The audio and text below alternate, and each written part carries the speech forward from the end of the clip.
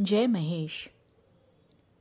प्रतिवेदन वाचन से पूर्व साहित्य समिति उमा महेश एवं मां शारदा को नमन करती है, साथ ही इस मंच को प्रणाम करती है। वर्चुअल मंच पर आसीन सभी पदाधिकारी एवं अति सम्मानीय अतिथियों का हार्दिक हार्दिक अभिनंदन करती है। साहित्य समिति हमारी राष्ट्रीय अध्यक्षा श्रीमती आशा जी माहेश्वरी एवं राष्ट्रीय मंत्रानी श्रीमती मंजू जी बांगड़ का हार्दिक अभिनंदन करती है, साथ ही धन्यवाद प्रेषित करती है कि आपकी सोच और समिति पर आपके विश्वास के कारण ही हम अपने कार्यों को संपादित कर पाते हैं। रिपोर्ट के माध्यम से समिति के उद्देश्यों को, कार्यप्रणाली, विगत समय में जो कार्य योजनाओं पर कार्य किया गया एवं भविष्य की भावी कार्य योजनाओं के बारे में और समिति की प्रतिबद्धता के बारे में आपके साथ जानकारी साझा की जाएगी।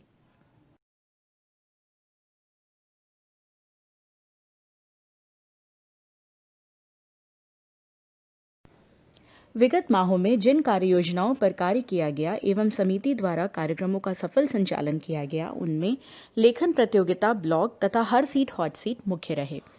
लेखन प्रतियोगिता हर 4 माह में एक बार आयोजित की जाती है, जिसमें विभिन्न विधाओं के माध्यम से पठन पाठन को बढ़ावा दिया जाता है तथा नियंत्रित लेखन के प्रति लेखिकाओं को जागृत किया जाता है।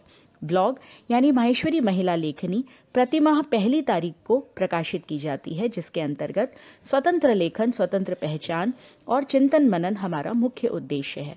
हर सीट हॉट सीट एक फन गेम है जो 4 माह के अंतराल में एक बार आयोजित किया जाता है, जिसके द्वारा भाषा की जागरूकता, साहित्य से लगाव और खेल खेल में ज्ञानवर्धन हमारा मुख्य उद्देश्य है।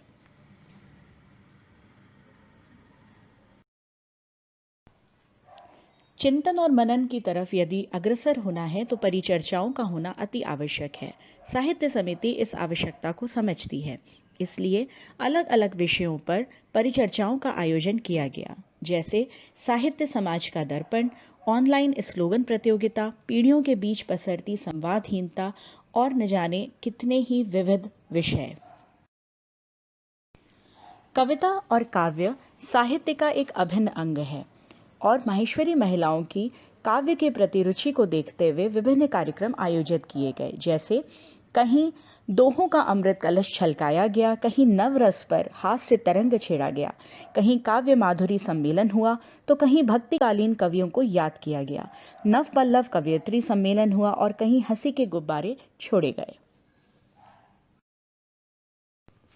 सीखने और सिखाने के प्रति अपनी नैतिक जिम्मेदारी को समझते हुए समिति ने अलग अलग विषयों पर कार्यशालाओं का आयोजन किया। व्याकरण से संबंधित कार्यशाला, साहित्य पर कार्यशाला, यहाँ तक कि कथा साहित्य विमर्श पर भी कार्यशालाओं का आयोजन किया गया। विगत प्रतिवेदन में हमने बच्चों के लिए कुछ विशेष कार्यक्रमों का उल्लेख किया था। इसी श्रृंखला में उनके लिए चित्रलेखन प्रतियोगिता का आयोजन किया गया, जिसमें एक चित्र के माध्यम से बच्चों को अपनी भाषा में चित्र का वर्णन प्रस्तुत करना था। साथ ही हिंदी भाषा में वाक्पटुता कार्यशाला का आयोजन किया गया। माता पिता साहित्य का किस प्रकार प्रयोग करके बच्चों के व्यक्तित्व को निखार सकते हैं, इस विषय पर कार्यक्रम का आयोजन किया गया। पुरुषोत्तम मास के पावन अवसर पर साहित्य समिति द्वारा 33 वक्ताओं एवं 33 विषयों पर साहित्यिक यज्ञ का आयोजन किया गया, जिसमें अलग अलग विधाओं के माध्यम से ज्ञान की आहुति दी गई। राष्ट्रीय पदाधिकारियों द्वारा बढ़ चढ़कर इस कार्यक्रम में हिस्सा लिया गया। आइए साहित्य समिति की भावी कार्य योजनाएं एवं उनकी संभावनाओं के बारे में कुछ जानें।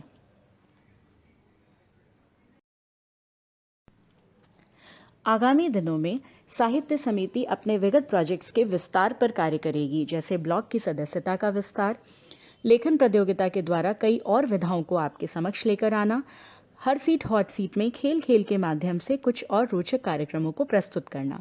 इसके साथ ही समिति द्वारा 2 नए प्रोजेक्ट्स पर कार्य किया जा रहा है। पहला, जागृति कवयित्री मंच। इस मंच के माध्यम से नव पल्लवित कवयित्रियों को मंच प्रदान किया जाएगा और कवयित्री सम्मेलनों का आयोजन किया जाएगा, जिसके अंतर्गत आगामी 27 दिसंबर को जागृति कवि मंच द्वारा पहला कवयित्री सम्मेलन आयोजित किया जा रहा है। हमारा दूसरा प्रोजेक्ट अत्यंत रोचक प्रोजेक्ट है घोस्ट राइटिंग, जिसके अंतर्गत इच्छुक महिलाएं शुल्क लेकर अपने लेखन को किसी और के लिए लिख सकते हैं। ये हिंदी साहित्य और भाषा का रोजगार के रूप में प्रयोग है।